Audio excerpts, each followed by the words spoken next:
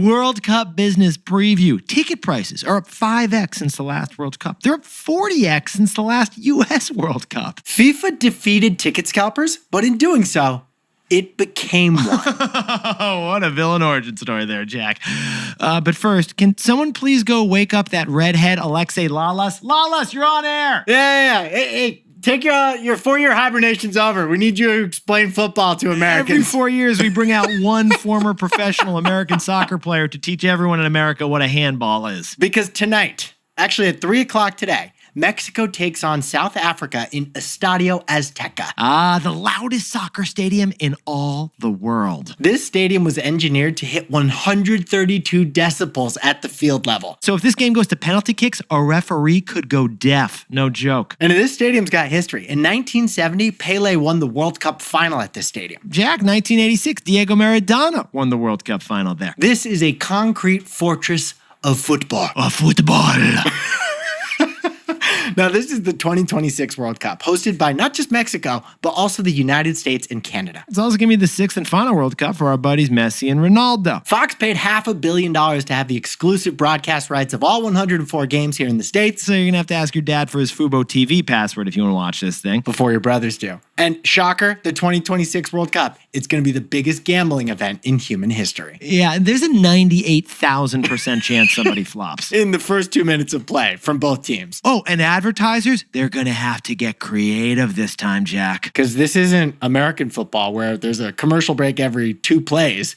There's 45 straight minutes with no commercial opportunity in soccer. But besties, we should find out for the final match at MetLife Stadium in New York, New Jersey. We will make this football game feel like American football. With the first ever World Cup halftime show, Super Bowl style. Madonna, Shakira, BTS, they'll be performing live. But Nick, I am handing you a yellow card right now. Oh boy, what's up? Because guess what percent of us Americans are somewhat interested or very interested in watching a World Cup match this year, according to YouGov? All right, hit us with the numbers, coach. Just 29% of us are interested in watching a game. Interest is nil, a little bit of footy fatigue. Now, it's not just the surveys. We got the receipts to prove it. Or lack of receipts, Jack. Yeah, because there are still tickets available to the U.S. opening match on Friday in Los Angeles. Now, besties, this ain't about the sport of soccer. This appears to be about the business of soccer. Because this isn't the World Cup, this is the Greed World Cup. It is, with planets aligning for FIFA's unprecedented money grab, and the fans are feeling it. Nick, I'm going to open up the history textbook here. Please whip it out. The last time the U.S. hosted the World Cup was 1994,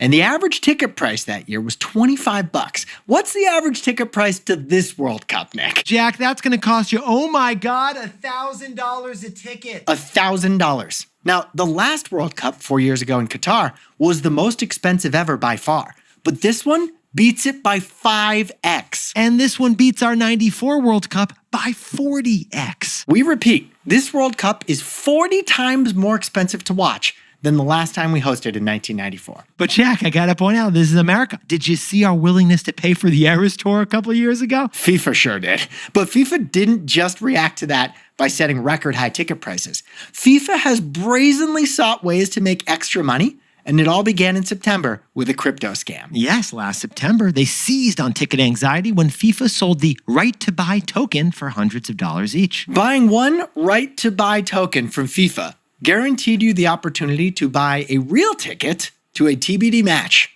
for probably $1,000. So you're paying hundreds just to pay for the right to spend another $1,000 when the tickets actually go on sale. It was a totally worthless token, and a bunch of people fell for it. Okay, then in April, the tickets did actually go on sale. And FIFA wanted to price out the scalpers. So they set a price so high that scalpers wouldn't think they could turn a profit on it. They set prices at $1,000 a ticket. And it wasn't just the high price, then came the theocracy. Despite the high prices, reselling is still rampant for this World Cup. And FIFA only lets it happen on their official platform, where they take a 30% fee. A fee. Jack, could you sprinkle on even more context for us on FIFA? FIFA is corrupt. And it's not just Nick and I saying that. It's the FBI saying that. Because in 2015, the FBI indicted 9 FIFA officials for racketeering, conspiracy, and corruption. But last year, the White House paused enforcement of America's anti-bribery laws, which was basically a wink-wink to FIFA to go ahead and do your bribery stuff this World Cup. So now FIFA stands to make $9 billion in profit on these games, and they say they're going to put it into promoting soccer across the globe. But FIFA bribes like Neymar flops. We promise we will pivot from ticket price frustration to soccer excitement. But first, Jack, can you whip up our takeaway?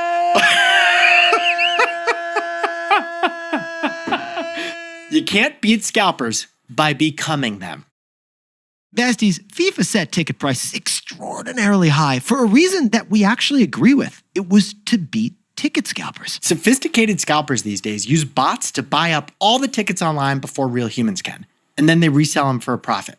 They take a bunch of revenue and have nothing to do with the performance. So if FIFA sold soccer tickets at an everyman price, scalpers would just jack up that price, which would be bad for FIFA and bad for us. So this World Cup, FIFA tried to predict what prices would resell for if scalpers got their hands on them, and then just made it that price in the primary market.